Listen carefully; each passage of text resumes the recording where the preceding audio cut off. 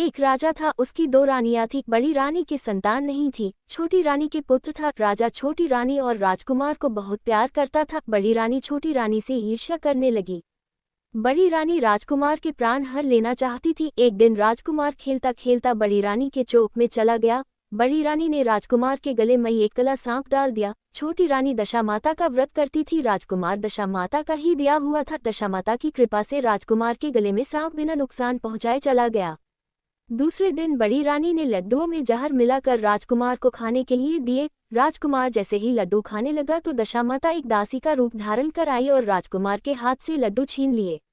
बड़ी रानी का ये वार भी खाली गया। रानी को बड़ी चिंता हुई कि किसी भी तरह से राजकुमार को मारना है। तीसरे दिन जब राजकुमार फिर बड़ी रानी के आंगन में खेलने गया तो रानी ने उसे पकड़कर गहरे कुएं में धकेल दिया। चूंकि कुआं बड़ी रानी के आंगन में बना था, इसलिए किसी को भी पता नहीं चला कि राजकुमार कहाँ गया। लेकिन जैसे ही बड़ी रानी ने राजकुमार को कुएं में धकेला तो दशामाता ने उसे बीच में ही रोक लिया। इधर दोपहर हो जाने पर राजकुमार के न लौटने पर राजा व छोटी रानी को चिंता सताने लगी। दशामाता को भी इस बात की चिंता हुई राजकुमार को उसके माता पिता के पास किस प्रकार पहुंचाया जाए।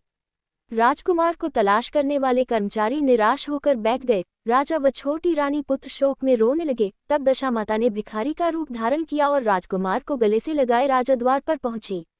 वह राजकुमार को एक वस्त्र में छिपाए हुए भिक्षा मांगने लगी। सिपाहियों ने उसे दुत्कार कर कहा, तुझे भिक्षा की पड़ी है और यह राजकुमार खो गया है। सारे लोग दुख और चिंता से व्याकुल हो रहे हैं। इस पर दशामाता बोली, भाइयों, पुण्य का प्रभाव बड़ा ही विचित्र होता है। यदि मुझे भिक्षा मिल जाए तो संभव है कि खोया हुआ राजकुमार तुम लोगों को मिल जाए।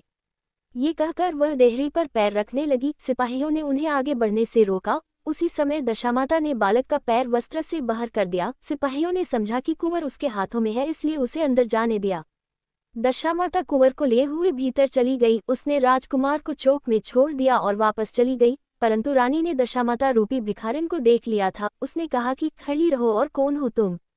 तुमने 3 दिन मेरे बेटे को छिपा कर रखा था, तुमने ऐसा क्यों किया?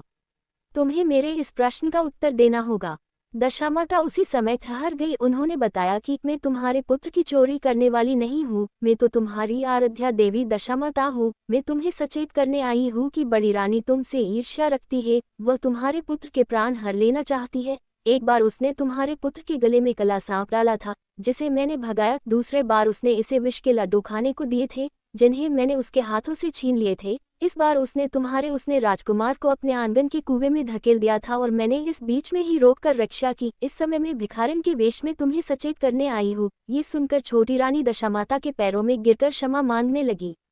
छोटी रानी विनती भाव से बोली, जैसी कृपा आपने मुझ पर दर्शन देकर की है, मैं चाहती हूँ कि आप सदैव इस महल में निवास करें। मुझसे जो सेवा पूजा होगी मैं करूँगी।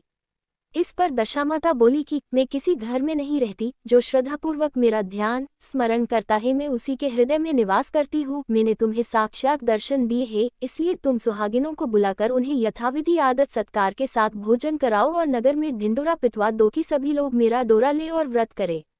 इतना कहकर दशामाता अंतर्ध्यान हो गई। रानी ने अपने राज्य की सौभाग्यवती स्त्रियों को निमंत्रण देकर बुलाया और उपटन से लेकर शिरोभूषण श्रृंगार कर उनकी यथाविधि सेवा कर भोजन करवाया और दक्षिणा में गहने आदि देकर विदा किया। रानी ने अपने राज्य में ढिंडोरा पिटवा दिया कि अब से सब लोग दशामाता का डोरा लिया करे।